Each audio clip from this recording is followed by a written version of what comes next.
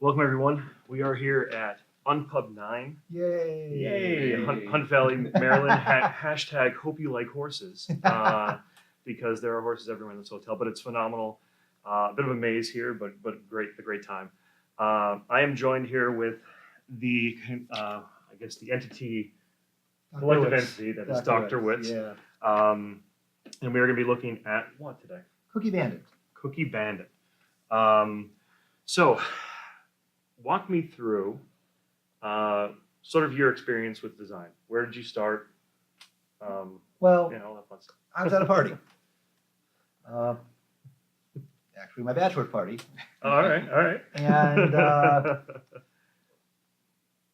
we designed a board game because that's what you do at bachelor parties, right? Of course. I mean, the best ones you do. Yeah, the best There's a ones. good one you do. Yeah.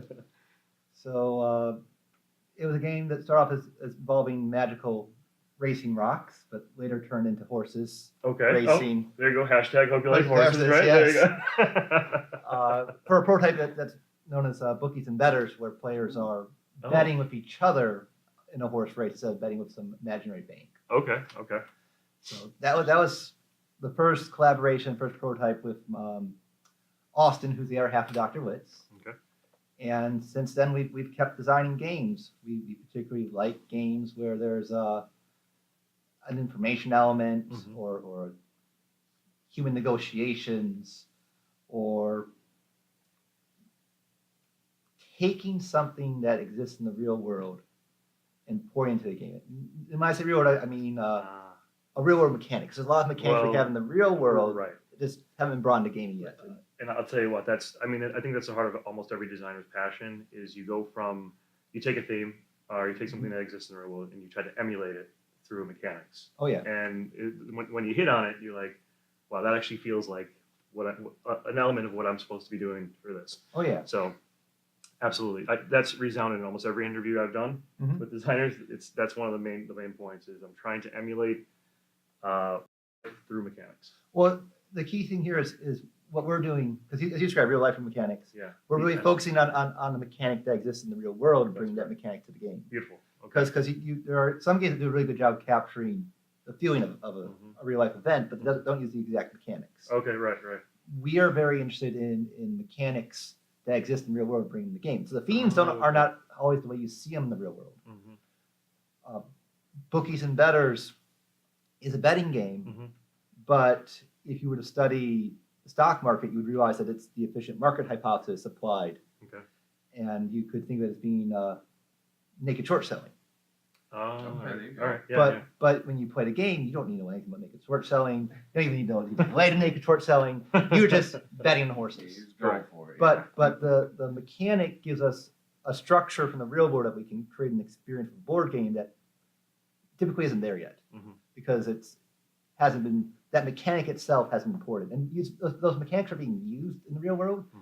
It probably means they're really useful and they have a lot of interesting strategic play. And so we're bringing that game, that strategic play, into a larger audience when we do our designs. And like I said, for the most part, those mechanics are not something where you're going to say, oh, they brought in this mechanic. Right. It's going to be, oh, you played a game, maybe involving like the mob in New Jersey. Maybe. You know somebody. I know We don't know somebody. that guy, yeah, we don't know that guy. And you're not going to say to yourself, oh, that is that's securitized mortgage-backed securities. Very cool. Okay.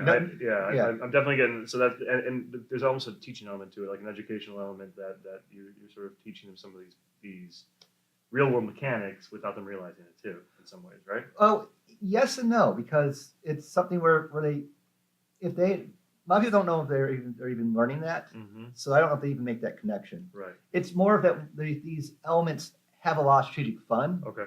and we get to enjoy them. Mm-hmm.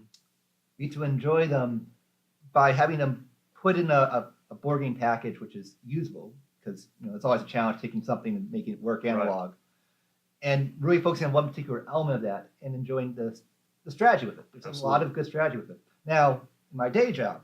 So my day job's I'm Okay, an yeah. econ professor at Bethany College. Oh, okay. Sure. Wait, Bethany College. In West Virginia. No way. I went to William Jesuit. Oh, Yeah. just down the road. Yeah, right down the road.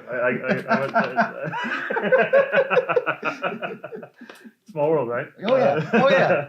Are you still there? Yeah. RJ Yeah. Cantor. I graduated with RJ Cantor. Okay. He teaches at Bethany psychology.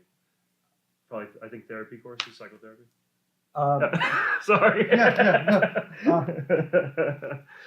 But you know, yeah, sorry. if I'm teaching an econ class at Bethany College, sure, I will point something out like that. Awesome.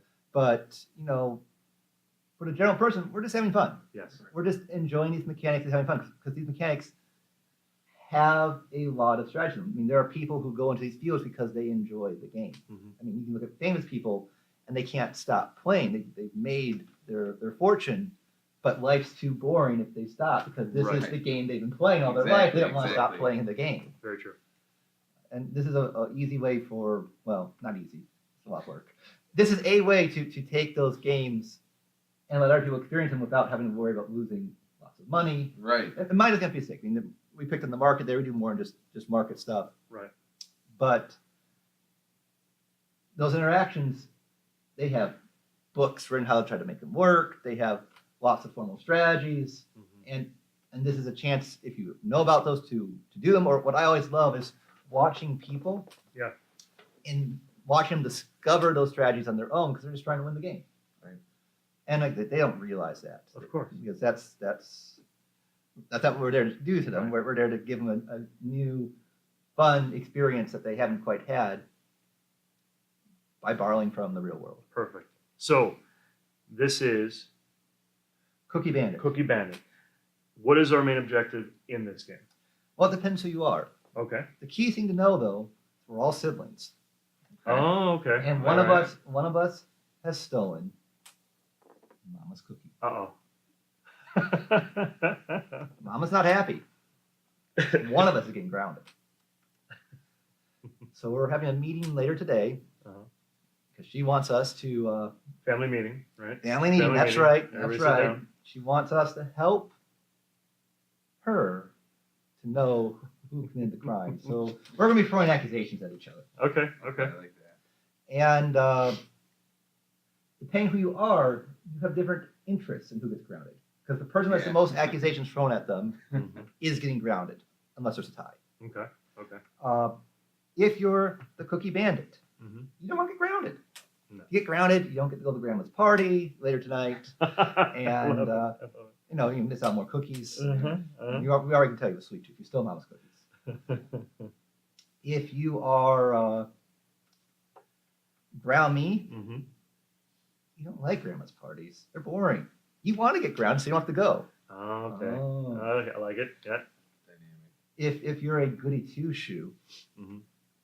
you want justice served. I mean, you love mama. You love mama. Plus, you like looking good when you tattle on your siblings. Of course, yeah. And you're trying to get the Cookie Bandit grounded. Mhm. And if you're the trickster, those do-gooder goody two shoes, just trying to look good. Yeah. Just take one of them down and plan to get them grounded. That's great. So I like trickster too because you have to target goody two shoes. But now these are all hidden roles, right? So you have to sort of figure out as the trickster Yes, who goody two shoes is. correct, Okay. correct. All right. What's going to happen here is at the start of the game, everyone's going to pick their favorite cookies. And let's say you're rainbow, Okay. and, Okay. and I'm molasses, and you're chocolate chip. And minimum player count here is 5 players, so there'd be 2 more players, a peanut, say a snickerdoodle, Right. and everyone would then secretly send their roles, so you'd know who you are. Mm-hmm. You'd have your favorite up front, Okay. and that's so everyone knows Kind who of like you are. your player marker, yeah. Exactly. Got it. And the reason Mama had cookies, we got cookies today. Mm-hmm. And we all got our favorite cookies. Put them down like this. Because we're going to hide them. There's a Cookie Bandit about, we don't want them to eat our cookies too. That's right, Okay, yeah. yeah. They're taking mamas. But we have to do a little rearrangement. One of you is the Cookie Bandit. Mhm. So we'll just pretend that you're the Cookie Bandit. for a Okay. moment. Fitting. And you haven't stolen Mama's cookie yet. We need to make that happen. Okay. So what happens at the start of the game is everyone's going to close their eyes, and then I'll say, "Okay, Cookie Bandit, open your eyes." Okay. And then we go 5, 4, 3, 2, 1, and of course we sing, "Who stole the cookie from the cookie jar?" All right. Right. And while we're doing this, Cookie Bandit, I'm going to steal it Yeah. and add it to my cookie pile. You ate this cookie, so it's no longer in your hand. And Very so when good. you're hiding cookies later, you're hiding your chocolates And Mommy's. in Mommy's cookies. Okay. Put this right here. There we go. And so then once we're done, we can hide our cookies, Shuffle them up. shuffle Got it. them up, so we don't know what's what. And each person is going to get an opportunity once to form a search team because you want information. Okay. And you guys have your 2 cards right here, search and goof off. Yep. What happens is after you pick the search team, if you're going first, Okay. each person in the search team gets to decide, do I search? And if you search, then you're going to flip one of these things over. Mm-hmm. Or do I goof off, which means Yep. you're not searching, you don't find a cookie. Yep. And so when we do this, so you do it secretly. Basically, you pick one and pass it to the person who's sort of in charge. Yep, exactly. Another shuffle mechanic, right? Yep, then we shuffle it around so we Yep. don't know who did what. Yep. You have to pick one too. There we go. And so when we flip these over, goof off, search, mouse cookie. Oh, right off the boy. bat. Right off the bat. But we don't learn anything from mouse No, we cookie don't. because if we get in our search, we're trying to get information on the other players on Yeah. who may or may not be the Cookie Bandit. Right.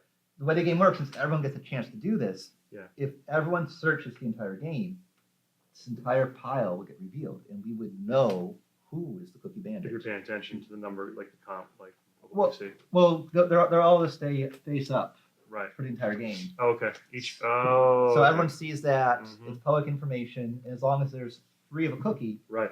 you know they're not the Cookie Bandit. Right. Everyone does this once, and after the last person does this, a little card to help you here. This is the last person. Mhm. You get to flip it over, and they get to say, "Okay, let's talk about who stole the cookie." And so we have a discussion amongst ourselves, and depending who you are, if you're the Cookie Bandit, you're trying to throw people off. Yep. If you're ground me, you're trying to look suspicious, but not too suspicious. If You you're really like cookies, guys. Everybody knows that about me. Dave loves the cookies. if you're a trickster, you're trying to hopefully convince someone that the goody two shoes is the right person. Right. And if you're the goody two shoes, you're just trying to sort this all out. Mhm. And after that discussion, we then sing, "Who stole the cookie from the cookie jar?" Back to Yeah. it. Yep. And when the words jar said, you point at who you're accusing. Okay. Uh-oh. And the Excellent. person who has the most votes is grounded, Regardless of guilt. regardless of guilt. I like it. I like it. If there's a tie, Right. Round Me is going to win because we're indecisive. Grandma said it was me, Mama. Yeah. Forgive me, give me my punishment. I know, I don't think Little Grandma's awful. I'm sorry. Oh no. Oh no, It was all me. it's all me. Too I bad. worked alone. No accomplices. So this is pretty excellent. Now it's funny because it's triggering like resistance in my mind, like a theme version, especially with Avalon. Resistance Avalon is like one of my favorite games. Oh yeah, So a lot of the same elements to it, but I love the theming of this because it's more family friendly. Obviously, Mhm. I think kids could pick up on this a little bit quicker Yeah, than very obviously easily, yeah. Arthurian legend, right? oh yeah, oh yeah. And it's real to kids too, because one of them has stolen. one of the Yeah, cookies at one point in time. exactly. Well, I mean, we all have, I think, but I like the prototype you've done too. I love that you labeled that cookie jar for the deck box. That's Yes. really creative. I like that. But yeah, so are there any the core game now? What we talked about here, that's the full game, or is that like one round? That's the full game. Full game. That's the Okay. whole game. It, Lots it, of it quick plays ones. in 10 to 15 minutes. Excellent. And it plays from 5 to 8 players. As you add more players, initially you add more goody two shoes, but once you get to the 8th player, you add a second trickster. Okay. The game, as you mentioned, it plays very well with younger kids. Right. And for some parents, they don't want the darker themes when they play these sort of games with their kids. So also Very that benefit as well, Yep. where why do we want all the darkness of gobbling people up as werewolves? Yeah. Oh, but I mean, let's talk about cookies. Yeah. Which that's very true because you see that's the theming that you see like especially in a game like this. Mhm. The hidden identity type of reveal. I mean, do you really want to play Secret Hitler with young children? That's exactly what I thought of. I wasn't going to throw it out there, but that's exactly what I thought of too.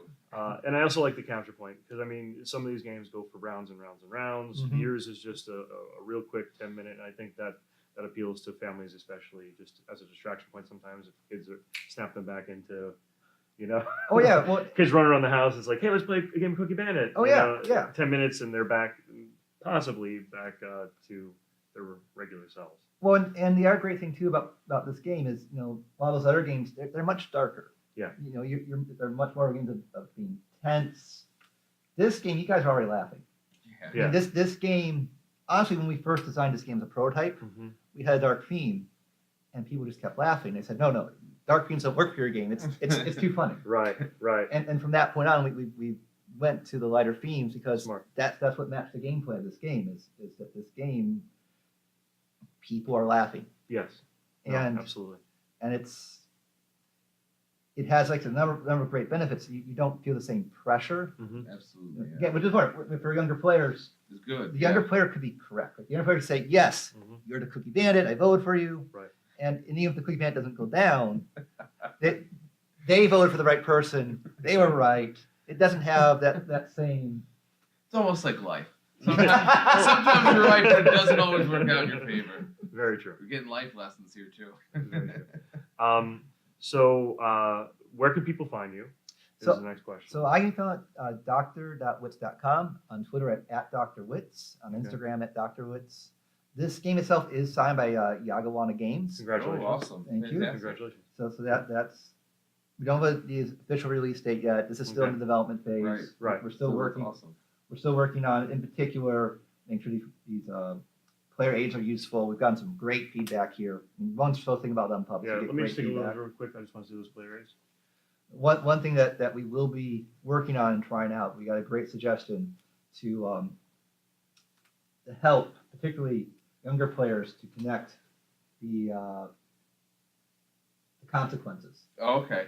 of who they want to win and lose. So Right. you can ground it. Right. Yeah. It's just make this lovely visual diagram where here's the players, Right. Oh, here's the people, and just draw lines of who you Yeah, want grounded like, to oh, win. I that's got you. really Almost smart. like Yeah, like yeah. That's really smart. like a rock paper scissors chart almost, where like you're here and you want this. Mhm. Yes. Yeah, that's very interesting. And, Yeah. and, and like I said, those are just an example of the great feedback you can get at an Unpub event, whether it's about development things like this Absolutely. or mechanical issues that you need to take care of so the game's not broken. And that's Right, something right. we've always loved about Unpub. We've been going to Unpub since Unpub 3. Oh wow. Well, that's Fantastic. amazing. And we indirectly were at the event that inspired Unpub when John Mueller was at a small convention in Maryland called Congress of Gamers. Okay. Great convention. Okay.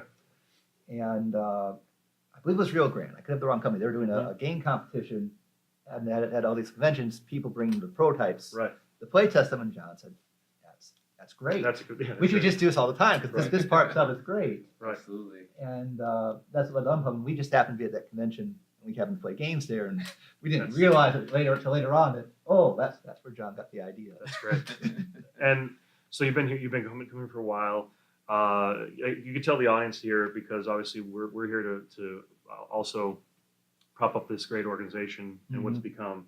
What I mean, you already mentioned some of the benefits, but what is your experience has been over the years with Unpub? Have you seen changes in the way everything has? I mean, board game industry changed drastically since Unpub 3. True. Like what are your observations? What are your thoughts about where the industry has gone? And I don't know, what's your litmus of the industry at this point? is the best way I can put it, right? What are your main? Well, life that's a broad philosophies, question. goals? It's a Yes. broad question, and it's intentionally so. I see. Well, okay. So the Red Place at the convention, from the perspective of a board game designer. Yeah. The good news is a lot more people are getting involved in board game design, which is great. You get more feedback, more perspective. Yes. But it also presents more challenges.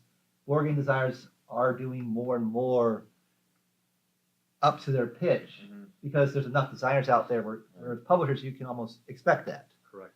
And that's a good thing in terms of getting more finished games for publishers to consider, Right. which hopefully leads to faster development time. Correct. But it also means if you're interested in being a board game designer, you have to be even more patient than in the past. Far more committed than Yes. before. And like you said, it comes to you have to be more prepared. A prototype of just index cards years past Mhm. isn't worth it. It's not going to do it anymore. It's not going to catch the eye, right? I mean, It could. it will. I mean, but it has to be either really good Right. or in some sense. So if you're trying to become a designer, Yeah. it's important to develop those contacts. If people know the way you design games, Mhm. and they know that the sort of stuff you make, they might be willing to look at business cards with pictures on them. I mean, just 2 years ago, we were here with Jason Tagmeyer of Blood and Shy Games. Okay. Yep. Not very Blood and Shy. They're a company that specializes in what they call wallet games. Mm-hmm. They fit in your pocket. They're typically about 18 cards, and don't be tricked by that number, but they're very large games. They're not small. Right. They look small in numbers. They're very in depth. Right. Great games, very portable. Mhm. In fact, I think Sprawlopolis is up for a BGG award nomination right now It is. for best solo game. Absolutely. It is a great game too. So 2 years ago we were here with Jason and we just were having dinner and we made a joke about you fool. Someone said you fool, and we said that could be a game. What's that game? There is no winner, but there's a loser. Right. And that morphed into this discussion of, well, let's make a game about clowns, Mm-hmm. a 4-player game about clowns, and let's have them make a pyramid. Okay. And if you're outside of the pyramid, Mhm. you lost. You're the fool. Roll pie in your face. And so Austin and I, Dr. Wictz, we drew up a prototype on business cards Mhm. that night Mhm. with the help of Paul Owen, who drew us some lovely, lovely clown pictures. And we play tested it. Yeah. We showed it to Jason, and he took it home. Yeah. And a few months later, it was signed, and then later it was released by Bun Shy. That's awesome. And in fact, speaking of Bun Shy, they just re-released it as a print and play last Friday. Did they really? Yes. So you can Back get to your its roots. you can get a print and play version of it. You fool. Of You Fool, or I believe there's still physical copies available for sale at bloodandshy.com. Great. But you still have those moments. So it's not that you don't have index card moments. Right. Right. Very true. You do, but you have to talk to people first. Mm-hmm. It wasn't us showing up with index cards by itself would not have worked. Right. Mhm. But having that conversation with Jason, and really what Jason probably appreciated a lot too, is talking through him about what we were doing and having Right. fun doing it. Right. Perked his interest. And I think you bring up a valid point. I mean, networking exists within every facet of life, right? Oh, yes. It's very important in this industry at this point, but it always was. It always was, Because yeah. this is a community more than in a lot of ways more than a business, right? And the business is almost like an after the fact benefit. The main benefit of being a part of this community is the great people that are involved in it and the Yes. relationships that grow with you as you're a part of this community. And then you might get signed, but Oh, yeah. but the value here is usually those conversations you share and those you fool moments, right? Because it's a story that lasts forever. And Absolutely. even like, I was sitting with Board Games and Bourbon last night. They're a YouTube content creator. Oh, yeah. And they were speaking with Weird Giraffe, and I only met that whole group of people last year, but already our friendship has grown so much through our convention attendance and through our conversations across social media and Skype or Discord. You know what I mean? Oh, yeah. It's just amazing how quickly, if you let yourself live in this community, the community accepts you. And I think that's a big part of what we're doing here too. Well, I mean, the money in this industry is not good. Correct. So the correct. reason Very you're correct. involved is because you're doing this for fun. Passion. You might. Yeah. You know- Unless you're a talented artist, right? Well, there are exceptions. I mean, there are some. There are the Matt Leacocks, the Yeah, John that's true. Gilmores, Yeah, sure. who are wonderfully skilled and are able to not just put together good games, but to put together good games that can regularly sell. Correct. But for most of us, this is something we're just doing for fun. And if you're lucky, Yeah. you get some money to cover your hobby, which is great. Right, exactly. You, Uh, you get enough tickets to go to those conventions or get enough Oh, money yeah. just to cover your expenses for those conventions. So yeah, that's very true. I mean, you might get lucky and you might have a big hit, Right. which is wonderful. Right. But it's not something you It shouldn't be count your on primary playing. motivation when you enter the space in a way, right? Yeah, because everyone, publishers, designers, your friends, we all have a hard time knowing what game is going to actually sell. Absolutely. Right. Because that what resonates with the public is time dependent, moment dependent, and just randomness. I mean, unless you're involved with something like the oatmeal, which it's really hard. But that's all right. I mean, that's it makes it very similar to a lot of artistic work. I mean, that's true for actors and actresses. Right. McDermott, Mhm. the actress, Mhm. was also a Bethany alum. Okay. Oh, there we go. Yeah, yeah. Uh, Get that Bethany plug in there, right? Well, and I'll No. eventually mention, I don't know how often you go back to the Ohio Valley. I try to. It's been years, but yeah. We'll have an Unpub mini at Bethany College. Oh, really? Late November or early December. Okay. We There you go. That's a good excuse to go back. It Well, is. I can go visit family down there and friends. So yeah. I We'd like love to have you guys come over and Awesome. play games with us.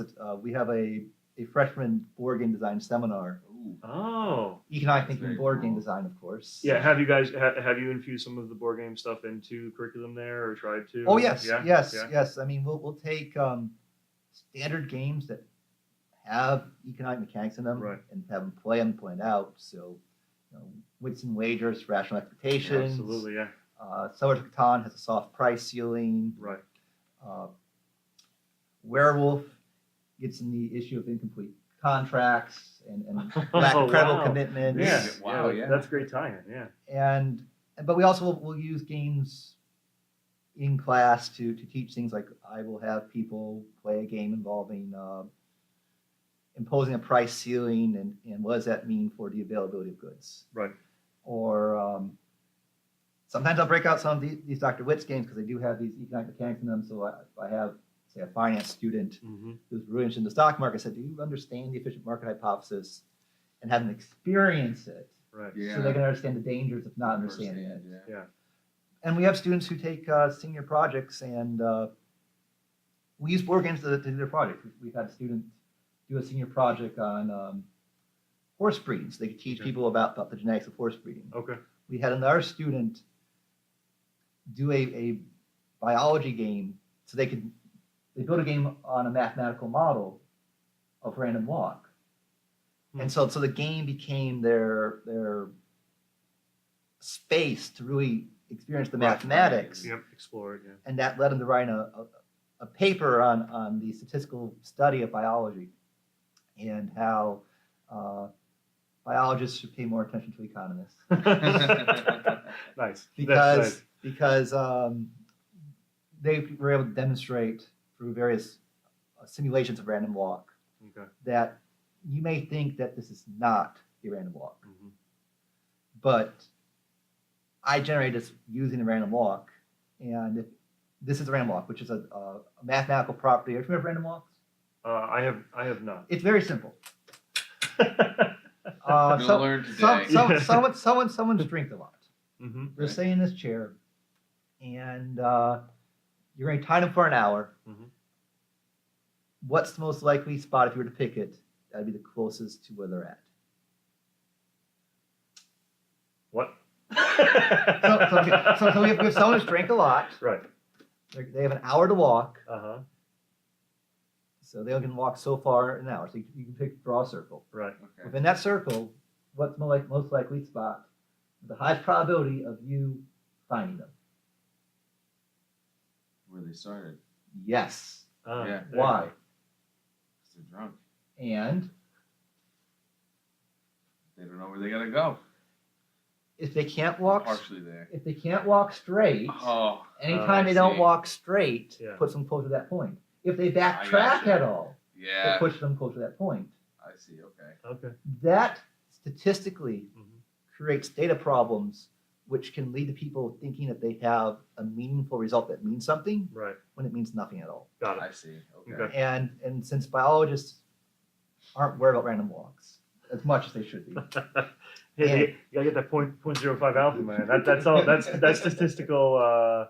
That's significance right there, right? and economists are very worried about random walk because random walk models are typically using a lot of models involved in the stock market. Right. Great. So in stock market models, people actually use that to try to make money. So if you don't make money, you lose money. You Yeah. find out very fast it's a bad idea. Very true.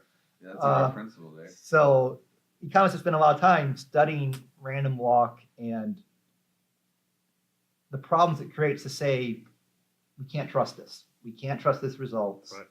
And so don't bet your house Right. on this model. Right. I mean, literally, don't bet your house financially on this model because you're probably going to lose it. Yeah. But yeah, so honestly, this is phenomenal. I love that we got a little lesson. Mhm. What random walk is a part of what? Is that a part of economics or It's a mathematical model, but its implications are really important and widespread, right? in we call it econometrics. Okay. A lot of applied statistics have been done by economists because Yeah. we need them to test our models, and then everyone else has started using them. Absolutely. And so, Perfect. being as egotistics we are, we named it after ourselves. But no, it's great. Thank you so much for your time. I hope you enjoy the rest of your time at Unpub. Thank you. Is there anything else you'd like to talk about, a plug that's going on in your life? Are you heading to any conventions?